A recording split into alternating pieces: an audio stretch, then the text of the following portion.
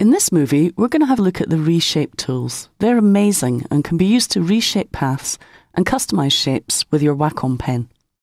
In this movie, you'll try them out using the warp, pucker, bloat and wrinkle tools to give your artwork your own unique style. Now, I'm in Reshape Girl 01 and you can open that up as well. It's in the Project Files folder, in Illustrator Wacom, in the Characters folder. And in here, I have some basic shapes that I've built from primitives using the Shape Builder tool. And what I want to do now is just give them a little bit more in terms of shape. So what I'm going to do is just isolate this shape, so I can double click it, and that's going to isolate the shape so that I can start working on it with my Reshape tools.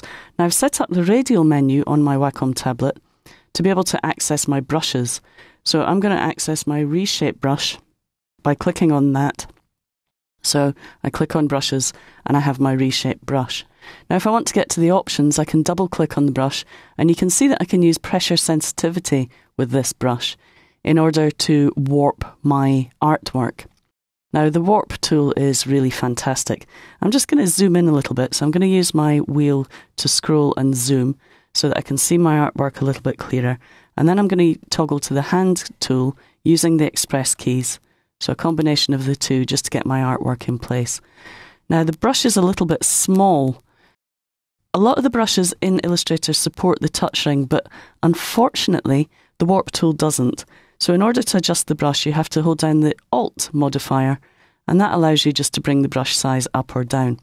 And now we can start to push bits in and pull bits out using this warp tool, just to try and create a bit more of a human body shape, rather than it looking like it was made from a bunch of primitives, which of course it was.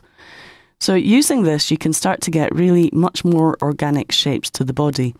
So let's have a look at, so we've done a little bit of that, so let's have a look at one of the arms perhaps, or let's go into a little bit more detail on the neck here. Let's bring our brush down in size, again using the Option modifier, which would of course be Alt on the PC, and let's just pull the neck in a little bit. Make that a little bit softer. Okay, once we've done that, we need to come out of isolation mode. So we jump back out of isolation mode.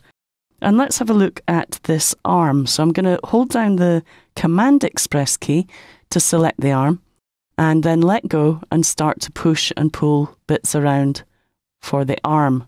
Try and get rid of some of those creases there that make it too obvious that it was created using primitive shapes. We're starting to make the arm a little bit more organic, pushing bits out and pulling bits in. Now there are also other tools available, and if you click and hold on the Reshape tools, you can pull out a little strip of tools which give you access to other things, like we have the pucker and bloat tools, which allow you to make things bigger or smaller. Again, hold down the Alt key to modify that, and then I can just make her muscles a little bit bigger. Now that's a little bit too much, so I might want to bring them down again, just by using the pucker tool. So gradually just pushing and pulling paths out using these tools means that you don't have to go in and edit paths individually. So fantastic tools to use. Incidentally, if we go to our layers panel and select the clothes layer, and we'll just hide our body layer for a second, let's just isolate the t-shirt. So double clicking will isolate the t-shirt. Now, it's telling me I'm going to go and edit a symbol definition. Any edits to the symbol will be applied to all of the instances. So I'm okay with that at the moment, but if you're not, you can say break link, and that will break the link to the symbol so that we're only adjusting this instance of it. So we'll double click it, bring it into isolation mode, and we can use things like the wrinkle tool to add a little bit of interest to the clothes as well.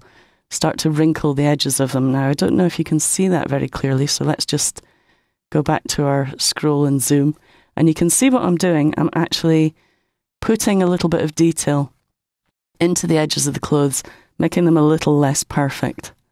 We can do that to the edge of the trousers here as well, just put a little bit of wrinkle in if we weren't in isolation mode. Okay, so you can use these tools just to roughen up edges. We could maybe scallop the edge of the neck as well a little bit. That's a little bit too much, but you get the idea. Just use these tools to roughen up edges, grow and shrink shapes, and try and make your artwork look a little less rigid and a little bit more customized.